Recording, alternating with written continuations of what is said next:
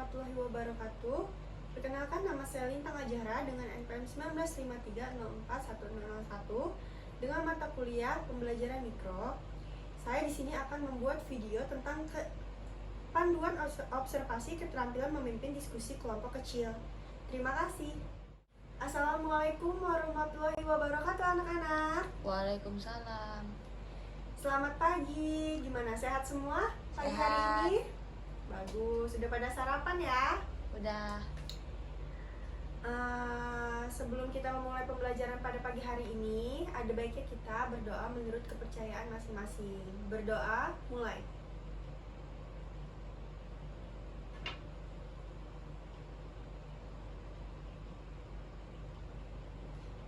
Berdoa, selesai.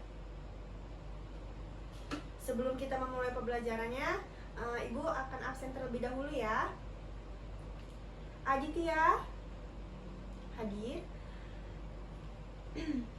Aditya kemarin tidak masuk ya? Kenapa? Sakit ya? Rika, masih. Sistia, Siska, Rido, Doni, ya. Dopi, masuk semua hari ini ya, alhamdulillah ya. Minggu kemarin Ibu udah membagi kelompok belum? Udah ya? Udah. Kelompok 1 Aditya Rika, kelompok 2 Siskia Siska, kelompok 3 Rido dan Doni. Dopi masuk kelompok 1 ya. Jadi kelompok 1 Aditya Rika dan Dopi ya. Kemarin Ibu udah menjelaskan tentang pengertian cerita rakyat, betul? Betul. Ada pengertian, ada ciri-ciri, ada fungsi, dan ada macam-macam. Coba Ibu tes. Pengertian. Coba Siska. Apa sih itu pengertian dari cerita rakyat? Cerita rakyat adalah cerita yang berasal dari masyarakat lampau yang kerap diperkenalkan kepada generasi berikutnya. Hal tersebut merupakan ciri khas khusus untuk negara yang memiliki beraneka ragam budaya dan sejarah seperti yang dimiliki Indonesia, Bu. Baik, benar. Jadi, cerita rakyat itu adalah cerita yang berasal dari masyarakat lampau yang kerap diperkenalkan kepada generasi berikutnya. Nah, ciri khas khusus untuk negara yang dimiliki beraneka ragam budaya dan sejarah seperti yang dimiliki Indonesia. Baik, pengertian ya, udah mengerti semua ya? Sudah, Bu. Selanjutnya ciri-ciri. Siapa nih ciri-ciri yang mau jawab? Ibu absen aja ya. Rika, ciri-ciri, coba jelaskan ciri-ciri dari cerita rakyat itu apa? Ciri-ciri cerita rakyat.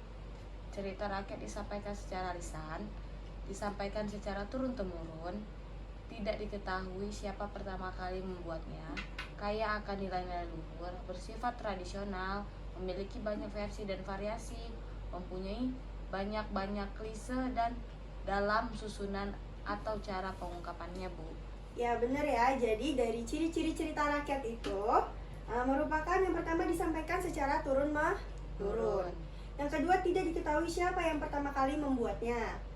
Yang ketiga, memiliki kandungan nilai-nilai luhur, bersifat tradisional, mempunyai versi dan variasi, dan yang terakhir, mempunyai bentuk-bentuk klise dan susunan atau cara pengungkapannya. Benar ya.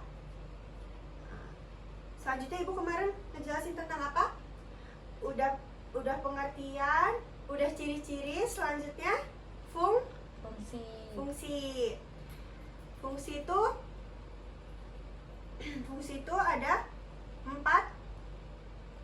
macam. Yang pertama itu sarana hiburan, sarana hiburan. Dengan mendengarkan cerita rakyat seperti dongeng, mite, atau legenda, kita seakan-akan diajak berkelana ke alam lain yang tidak kita jumpai dalam pengalaman hidup sehari-hari. Yang kedua, sarana Pendidikan.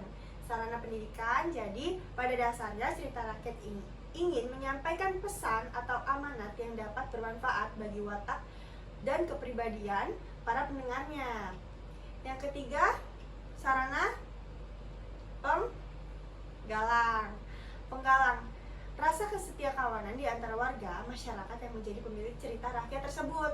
Dan terakhir, fungsi lainnya, cerita rakyat adalah sebagai pengukuh nilai-nilai sosial budaya yang berlaku dalam masyarakat.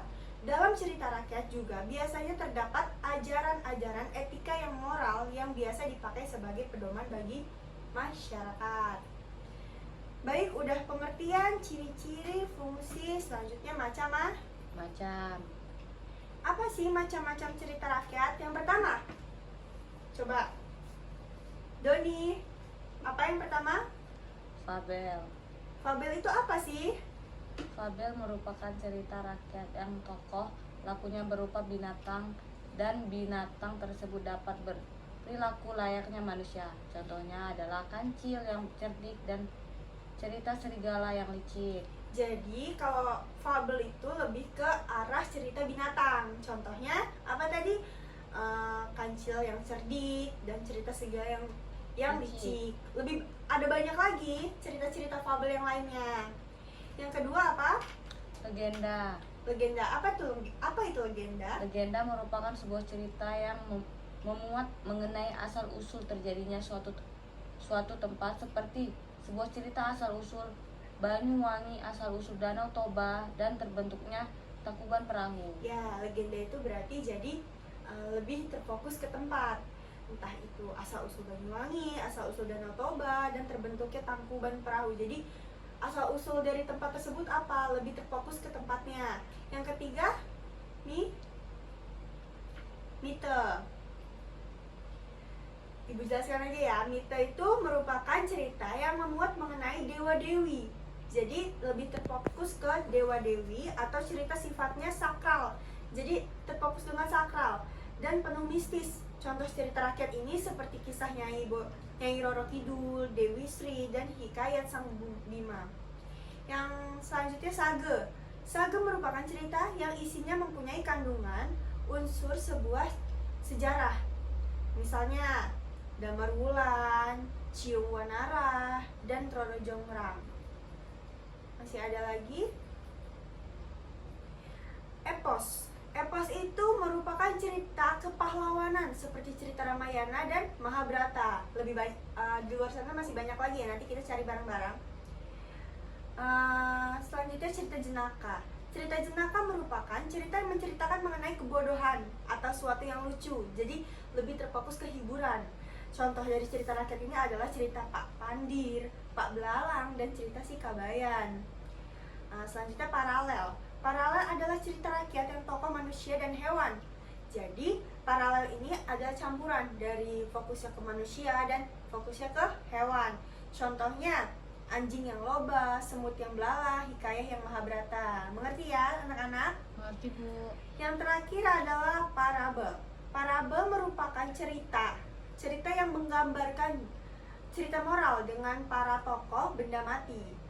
Jadi fokusnya ke cerita moral dengan para tokoh benda mati. Contohnya ialah kisah sepasang slop. Jadi parabel ini terfokusnya cerita antara benda mati. Ngerti ya? Ngerti. Baik, dari pengertian, ciri-ciri, fungsi, macam-macam, ada yang mau ditanyakan?